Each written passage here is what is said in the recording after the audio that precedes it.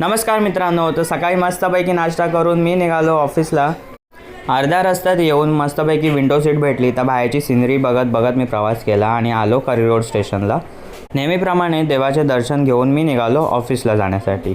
तर मित्रांनो, आज मी घातलाय पर्पल शर्ट, तर कमेंटमध्ये नक्की सांगा की हा कसा दिसतोय माझ्यावर। ठीक आहे, ही माझी ऑफिसची बिल्डिंग। तर चला पटापट ऑफिसला जाऊया आता। ऑफिसमध्ये एंट्री मारून मी निघालो माझे शू पॉलिश करायला। नाही थांबा, आज मी सॉक्सच आणले नाही। मस्तपैकी नाश्ता करून मी लागलो माझ्या कामाला। नंतर आली कॉफी। मस्तपैकी कॉफी पियत काम केले।